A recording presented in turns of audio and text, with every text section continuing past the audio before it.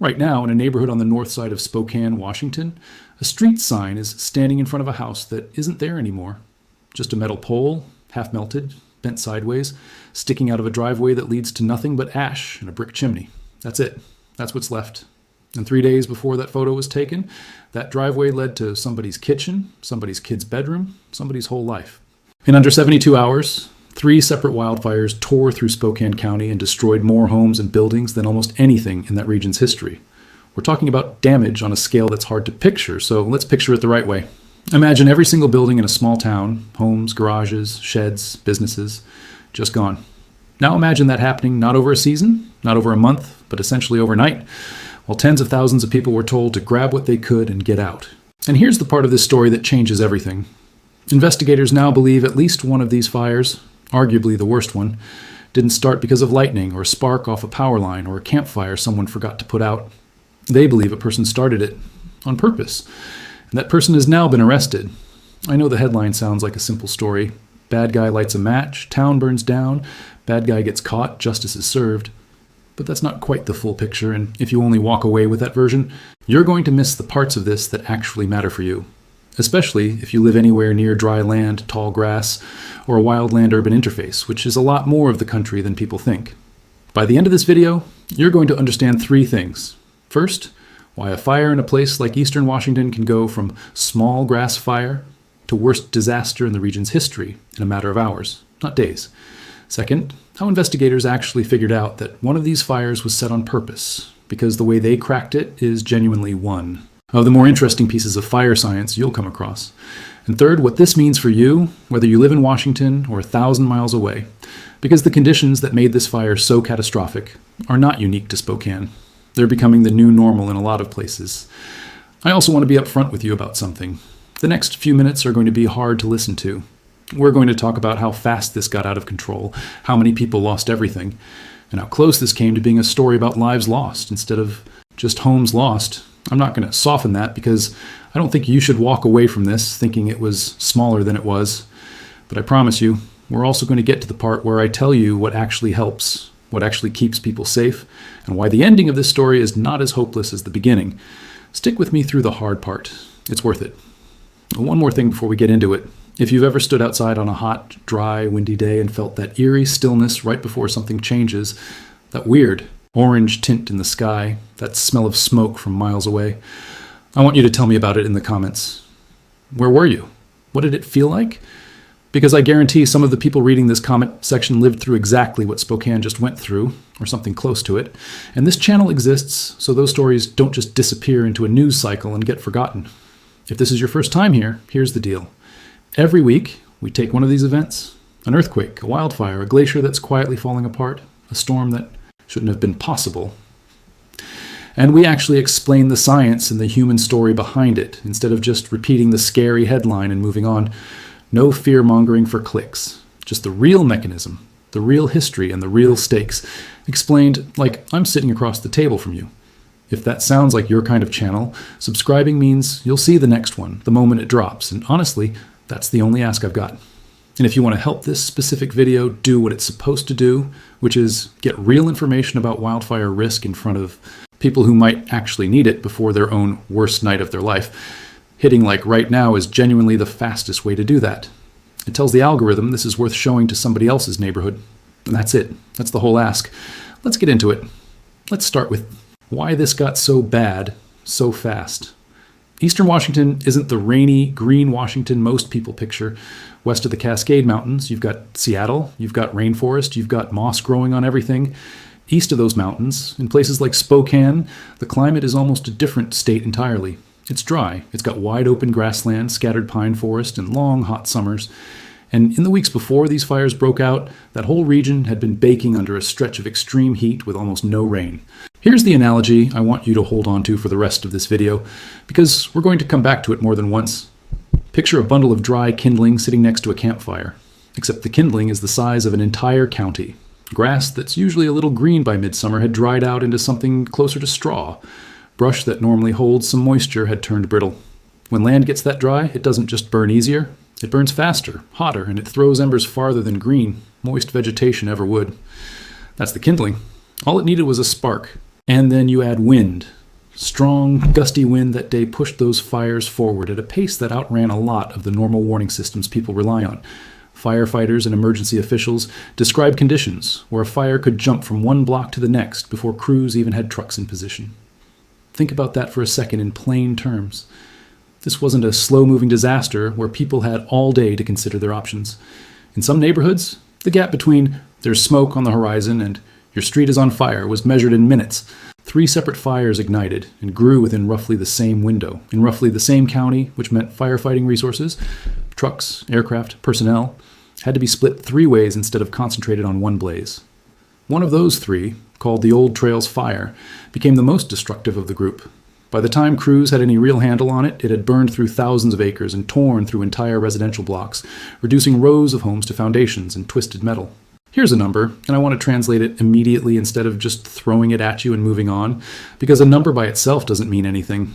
More than 700 structures were destroyed across these 3 fires. 700 structures doesn't sound like a headline-grabbing figure until you translate it into what it actually is. That's roughly the size of a small town's entire building stock, wiped out in a matter of days. Homes, garages, storage buildings, places where people kept photo albums, kids' artwork, a grandmother's wedding ring, a dog's favorite, blanket. Multiply that loss by 700, and you start to get an honest sense of the scale here. And it wasn't just structures at risk. Around 65,000 people, some reports put it closer to 67,000, were under evacuation orders at the peak of this event. Picture a mid-sized city's entire population getting a phone alert, or a knock on the door, or a neighbor pounding on their car horn telling them they have minutes, not hours, to grab what they can and go. That's not an abstraction. That's tens of thousands of individual, terrifying decisions happening at the same time, all across the same county on the same night. Now here's a genuine piece of good news buried inside a very bad situation, and I want to give you that release valve now because we're about to go somewhere heavier. Despite the scale of destruction, no deaths were confirmed from these fires, and everyone who had been reported missing during the chaos was eventually located safe. That is not luck alone. That's the result of evacuation orders going out fast. First responders going door to door, and a whole lot of people making the hard call to leave their homes behind instead of staying to try to save them. Homes can be rebuilt. That distinction matters, and it's worth sitting with for a second before we go back into the harder parts of this story. It's also worth saying plainly that no deaths doesn't mean no danger to life. It means the danger was very real and the response worked. Fire crews, sheriff's deputies, and ordinary neighbors going door to door in the middle of the night are the reason that number stayed at 0 instead of becoming something far worse. That's not luck. That's a system doing exactly what it's designed to do, under about as much pressure as it can possibly be tested with. Because here's where it gets heavier again. Investigators looking into the Old Trails Fire, the most destructive of the 3, didn't find evidence of a downed power line, a lightning strike, or an equipment malfunction. What they found pointed somewhere else entirely. And figuring that out is a genuinely interesting piece of detective work, so let's walk through it the way investigators actually would have. When a wildfire starts, one of the very first things fire investigators do is try to locate what's called the point of origin, the exact spot where the fire began, before wind and terrain carried it outward into something enormous. This is done by reading burn patterns. Fire leaves behind physical clues about which direction it was moving and how it behaved in its earliest seconds. Almost like tracking footprints, except the footprints are made of scorched grass, charring patterns on vegetation, and the way ash settles. Investigators work backward from the edges of a massive burn scar, tracing those patterns inward, block by block, acre by acre, until the burned area narrows down to a starting point that's sometimes no bigger than a few square feet. Once they found that starting point for the Old Trails Fire, the physical evidence told a specific story. A fire investigator determined that the ignition pattern was consistent with grass being set alight by a match or a lighter, not the kind of scorch pattern you'd expect from a lightning strike hitting the ground, and not the kind of damage you'd expect from sparking equipment or a vehicle malfunction. In plain terms, the ground itself was telling investigators this fire didn't start by accident. It started because a flame was deliberately introduced to dry grass. From there, investigators moved into the part of the process that looks a lot more like traditional police work, witness accounts, movement in the area around the time and location of ignition, and physical evidence tying a specific person to that specific spot. Authorities ultimately arrested a man in his late 30s in connection with the Old Trails Fire and charged him with arson. It's since come out that he had a prior conviction related to a fatal incident in his past, which only added to the sense of disbelief and anger among people who'd lost everything. Now, I want to be really careful and really honest with you here, because this is exactly the kind of story where it's easy to let outrage get ahead of the facts. Being charged with a crime is not the same as being convicted of one. The legal process for this case is still playing out, and it is not this channel's job, or really anyone's job outside of a courtroom, to declare guilt before that process is finished. What we do know, based on statements from officials and fire investigators, is that the physical evidence at the point of origin pointed toward an intentionally set fire, and that a suspect was taken into custody as a result. That's the honest state of things right now, and I'd rather tell you that plainly than oversell it for the sake of a dramatic sentence. What we can say with confidence is how this landed on the people who lived through it. Washington's governor, speaking about the situation, described it as adding a kind of anguish on top of anguish.